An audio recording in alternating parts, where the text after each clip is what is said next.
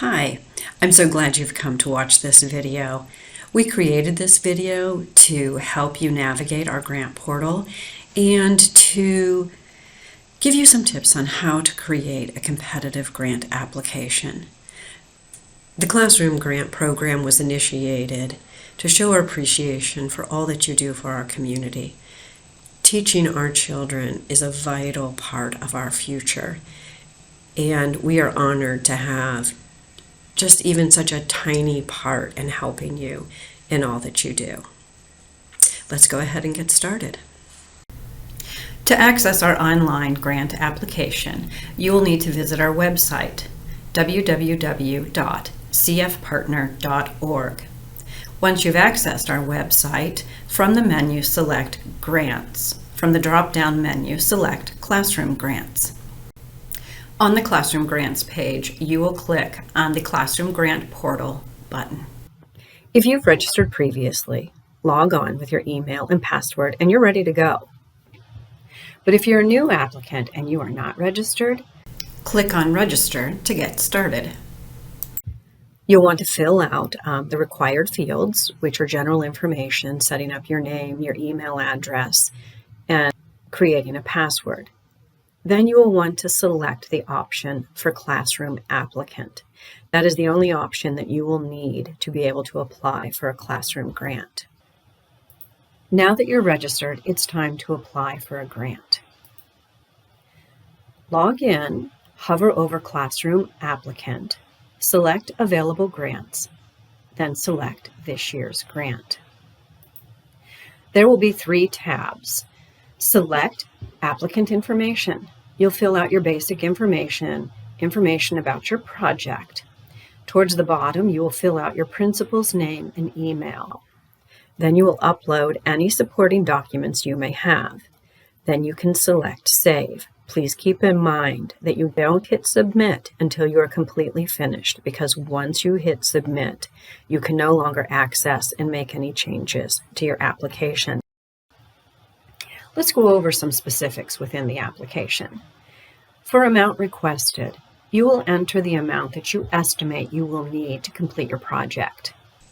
When you estimate the cost of your project, I encourage you to do some research so that you can put supporting documents in your application that show how you came up with that estimate. You, of course, want to request enough funds to cover the cost of your project if possible, but you also don't want to ask for too much. If your project is only going to cost $200, then that's what you're going to want to request, because you'll be required to spend the full amount of the funds and to document how you spend them. And they do need to be related to the project that you applied for.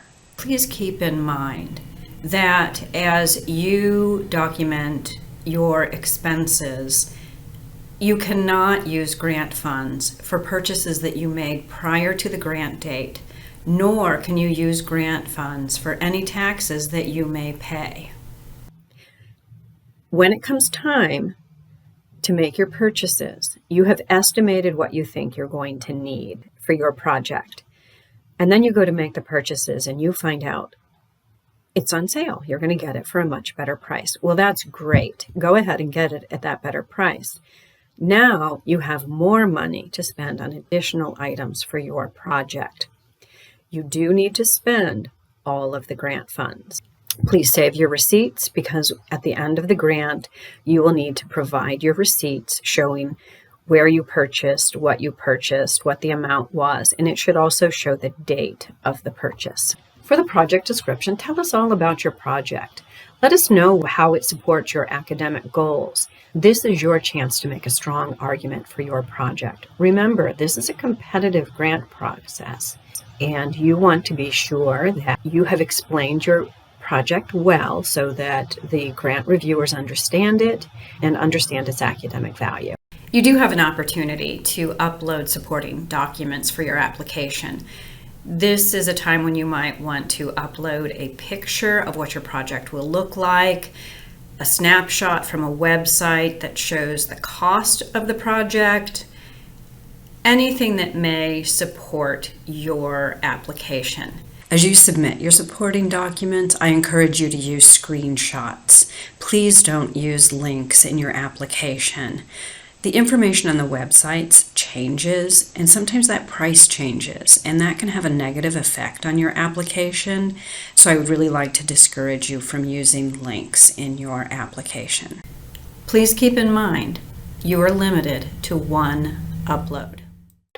If you have multiple items that you would like to upload, you may try copying them into a single file and uploading that file. Another option is to put the documents into a folder and upload the folder. You may have better success if you actually compress them into a zip folder. Then you will be asked to supply your principal's name and email. Once you have submitted your application, your principal will be sent an email to review and approve your application. The principal will be able to review your grant, but not make any changes. After you have filled out all the required sections, review your application.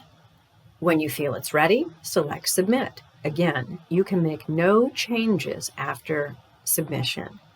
But also keep in mind, you must submit on or before the cycle due date for your application to be complete. Once you have submitted your application, it will now appear as a saved application, and you may view it at any time. This is a good time to let your principal know to look for an email from grants@cfpartner.org. It will give them instructions on how to review and approve your application. Once the principal has done this, your status will change to completed. Some important points to remember.